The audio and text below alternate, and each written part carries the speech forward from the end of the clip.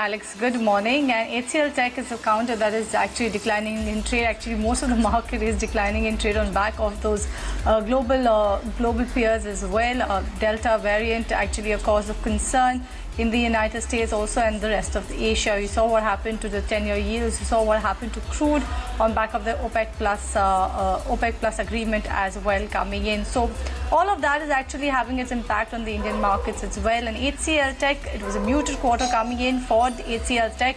The profits have missed the estimates despite a tepid Q1 for the IT major. HCL Tech has guided for robust FY22 and they are expecting their revenues to grow in double digits. You have brokerages that are remaining bullish on this particular counter. You have CLSA that's maintained a buy stance. They sent the company, they're expecting the deal momentum to aid the coming quarters, whereas Macquarie has actually upgraded the stock, hoping for a revival from Q2 onwards. You have Jefferies that has actually gone ahead and trimmed their target on HCL Tech, but they've maintained their buy stance as well. We caught up with the CEO and MD of HCL Tech, C Vijayakumar, who remains confident that they will be able to deliver better results in coming quarters as many of their deals are yet to fructify. So listen in to what else he had to say. We are pretty confident of smart growth in the next 3 quarters. And we had guided for a double-digit growth for the full year, and we remain very confident of that.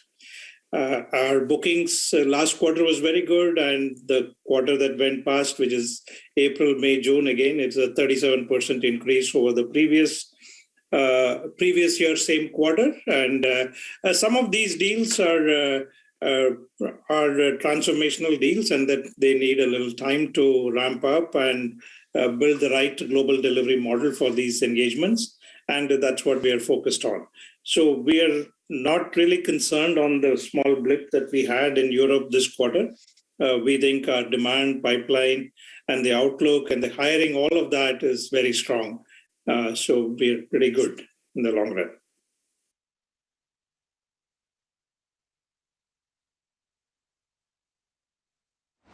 All right, and that was the management of HCL Tech. But let's bring on board, I guess, for today. We have Kunal Bothra as well as Saurabh Jain joining us. Good morning, gentlemen. Kunal, I'll come first to you. How does HCL Tech actually look on the charts? I know that you've been pretty bullish about Wipro among the IT majors, but how is HCL Tech particularly looking when you compare it with the peers? Are the charts looking fine? Do you think that this correction is worth going ahead and nibbling into the counter? So good morning, Cheryl. Good morning, everyone. There are 2 ways to look at stock and the charts for HCL Tech. One of them is in comparison with how the stock has behaved as compared to the other large cap peers, and that's been clearly an underperformer, specifically in the last 5-6 months. Now, individually on the charts for HCL Tech, as you can see that the stock is going through a big, broad consolidation. Now, this is the 6th or the 7th straight month of the consolidation where HCL Tech has been. The range is closer to 900, 920 as a support on the downside, and just about 1020, 1050 mark is where there is a huge amount of resistance. So it's managed to just while about some time in this band of 10%, 9-10% approximately. And I think that's what the larger pattern for HCL Tech is. So I believe that the stock is going through a consolidation, and when you typically enter into a consolidation for such stature for stocks, I think it's much more prudent to try and buy the stock or wait for the stocks to come back to the lower end of the support range. And if that happens, that could be a good entry point for buying these stocks. So I think HCL Tech is a stock which is consolidating yet. And I think a better entry point for the stock should be close to that support level, which is approximately at the 920 mark. Okay, Kunal, Alex here, just want to come in on the market, okay? And we were talking yesterday in Nifty 50, you were looking at 15,750. It somehow managed to stay close to that mark, in fact closed above that mark. But you're seeing significant selling today. This is in line with what we're seeing across the globe. But what levels are you looking at now that 750 has been broken? So, Alex, in the just about in the recent show Chartbusters, I had mentioned about the chart on the Bank Nifty, indicating, and in fact, yesterday in closing as well, I was discussing this with Tinguj, that the banking index has formed a bearish rising wedge kind of a pattern, rising wedge patterns are typically bearish and sort of high bearish in natures, and whenever that has occurred, the starting point of the bearish wedge pattern generally gets tested. Now there's been also a false up breakout on the Bank Nifty just about 3 trading sessions back, when the Bank Nifty broke past about 35,700 mark. The gap down which the Bank Nifty opened yesterday with, that gap resistance and today's gap resistance. So we have built in two successive gap downs on the Bank Nifty. Now that could immediately act as very strong set of resistances. So earlier it was 35,500 approximately as a resistance. Now the resistances are shifted lower to almost 35,000 on the Bank Nifty. So this doesn't augur very well for the index, and it indicates that this pain which you're seeing in the markets could get a bit more accentuated. Maybe not today. You might see maybe a couple of days of a mild bit of relief rally, but then the index could probably settle back at 33,500 mark. So I think the near-term targets for the Bank Nifty after bearish wedge pattern which was formed yesterday, I think opens down to almost 33,500 on the index spot levels. Okay, we're joined now by Saurabh Jain from SMC Global Securities. Saurabh, thanks so much for joining in, and good morning to you. We were talking about HCL Tech, and we've taken our viewers through the initial views that were shared by a few brokerages. What do you think? First of all, this stock, a lot of people say, is a little bit undervalued compared with the likes of Infosys and TCS. And in terms of the results, it was said to be a little bit soft in yesterday's announcement. What do you think about this counter? Should it be bought into at this juncture? I think if you see, the markets are clearly reporting wherever the surprises are coming. In case of HCL Tech, it's been the second quarter where they have disappointed the street. I mean, they have never, they haven't met the street expectation. This time around, the margins came at a lower end what they have guided for. I think they have guided for 19 to 21% EBIT kind of margin, and the margin just came around 19.5 around. So I think there is a clear disappointment. The valuations doesn't matter. I think market is superbly rewarding wherever the growth prospects and the company's earnings are surprising the street. And in case of HCL Technology, I think it will take a while for the stock to perform well. If you look at the performance of the stock, it is the stock has underperformed so far this year compared to Nifty or other IT big companies, for example, Wipro or Infosys per se.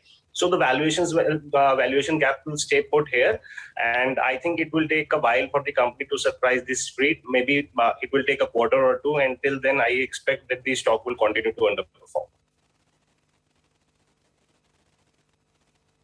Right, that's the view coming in from both of our experts on HCL Tech. But let's cut across to HDFC's 44th AGM, where we have Deepak Park speaking. Demand was for housing was from both affordable housing segment as well as high-end properties. The average size of individual loans stood at 29.5 lakhs this year compared to 27 lakhs in the previous year. The assets under management at March 31st, 2021 stood at 5,69,894 crores, recording a growth of 10%.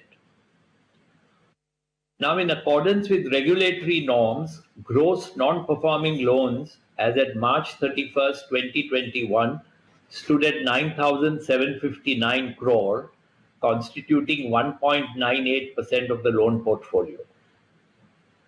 As per regulatory norms, the corporation is required to carry total provisions of 5,491 crore.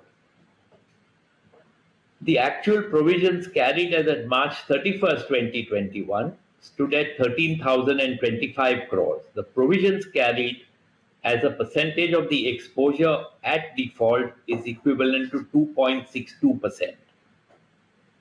The standalone profit after tax for the year ended March 31st was 12,027. Based on the performance of the company, the board of directors recommended a dividend of 23 rupees per equity share of face value of 2 for the financial year 2021. As you recall, last year the board had recommended and the shareholders had approved a dividend of 21 rupees, which was 20.5% payout ratio. This year, the 23 rupees that we are we are putting in this AGM for your approval, the payout ratio is 34.5. The payment of dividend will commence from Thursday, July 22nd onwards, subject to passing of the resolution today. The corporation had provided the remote e-voting facilities to all its members to cast their vote on the following resolutions proposed at the meeting. As I said, there are 10 resolutions: adoption of financial statements and consolidated and dividend. I'm not going through all the resolutions, except again mention that 9 and 10 are special resolutions. To facilitate the members who could not cast their votes through remote e-voting, the corporation has offered the facility of e-voting during this meeting through the e-voting portal of NSDL, which shall commence after the conclusion of the Q&A session. There will be no voting on resolutions by show of hands. I would now like to invite questions from the shareholders who have registered themselves to speak at this meeting. May I request you to be brief and restrict your questions to the matter set out in the notice and the annual accounts and the operations of your company.